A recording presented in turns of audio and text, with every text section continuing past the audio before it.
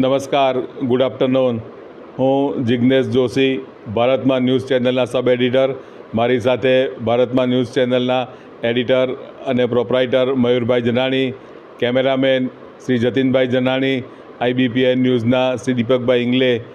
આજ રોજ ગઈકાલે જે આપણે તુલસી વિવાહ અને દેવ ઉઠી એકાદશી 11 ગઈ, દિવાળી પછીના નૂતન વર્ષમાં સંવત વિક્રમ સંવત 2081ના આજે બારસ છે, 13 તારીખ છે, 13મી નવેમ્બર 2024. આજે બુધવાર છે.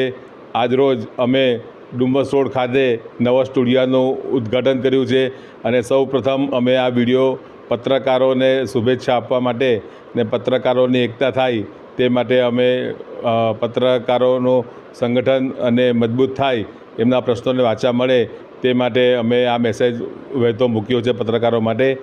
મારે તમામ પત્રકારોને શુભેચ્છા આપું છું અને બધા પત્રકારો એકબીજા સાથે ખભે ખભા મિલાવીને હળીમળીને રહે. કોઈ પત્રકારનો કોઈ ધર્મ કે જાતિ હોતી નથી, કોઈ હિન્દુ મુસ્લિમ કે ઊંચી નીચી જાતિના હોતા નથી, કોઈ પત્રકાર નાનો કે મોટો હોતો નથી. સાપ્તાહિક હોય કે પખવાડિક હોય કે માસિક હોય કે ડેઇલિક હોય કે યુટ્યુબ હોય કે સોશિયલ મીડિયા હોય, દરેક પત્રકારો પત્રકાર જ છે. પત્રકારોના તો અહીંયા દક્ષિણ Gujarat university, Veer Narmad south Gujarat university ખાતે પત્રકારત્વનો કોર્સ પણ ચાલે છે. બીજી અન્ય જગ્યા કોલેજ અને યુનિવર્સિટીઓમાં પણ ચાલે છે.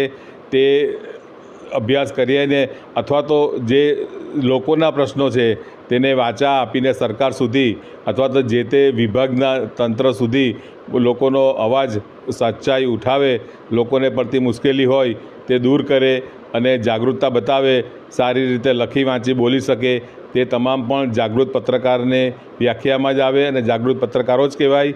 આપણે દેશના ચોથા જાગીર છીએ. અંદર એકબીજાને લડવાનું, ગળા કાપ હરીફાઈ કે સ્પર્ધા કરવાનું બંધ કરીએ.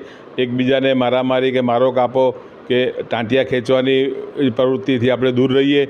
બધાને એકબીજાને મુશ્કેલીને સંકટના સમયમાં મદદરૂપ થઈએ અને કોઈપણ સમાજના પ્રશ્નો હોય તેને સાથે હળીમળીને તન મન ધન અને સમય આપીને આપણે એક રાગીતાથી, એકજૂથતાથી, એક સાથે ભેગા થઈને ખભે ખભા મિલાવીને દરેક પત્રકારો સમાજના લોકોનો હિત જુએ અને સમાજનો પ્રશ્નોની વાચા જે તે વિભાગના અધિકારીઓ અને નેતાઓ સુધી પહોંચાડે અને આપણે કોઈપણ નાત જાતમાં કે ધર્મમાં માન્યા વગર નાનો મોટો પત્રકાર કે ચેનલને એમાં પડ્યા વગર દરેક સોશિયલ મીડિયા હોય કે યુટ્યુબ હોય કે નાની મોટી ચેનલ હોય કે નાનું મોટું અખબાર હોય કે નાનો મોટો પત્રકાર હોય, બધાને સાથે રાખીને કોઈ ગમે તે સંગઠનમાં જોડાયું હોય, ગમે તે સંસ્થા સાથે જોડાયું હોય, આપણે બધા સાથે મળીને એકબીજા સાથે કામ કરીએ અને સૌની પ્રગતિ થાય, સૌનો સાથ, સૌનો વિકાસ.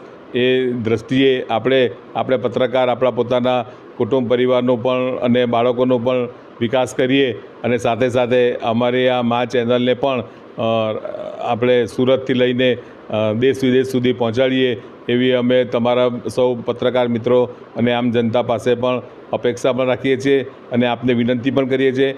અમારી ચેનલ જોજો અને સબસ્ક્રાઈબ કરજો અને એમાં તમારા જાહેરાત હોય કે પ્રેસ નોટ હોય તે પણ અમે અહીં નંબર સ્ક્રીન પર આપેલા છે. સ્ક્રીન ઉપર નંબર આપેલા પર અમારી સાથે એડિટર કે સબ એડિટર કે અમારી સાથેના ટીમનો સંપર્ક કરશો. અમે આપના સાચા અને સચોટ પ્રશ્નનો ન્યાયિક માર્ગદર્શન અમે પૂરું પાડીશું અને આપનો અવાજ પણ યોગ્ય જગ્યાએ ઉઠાવીશું.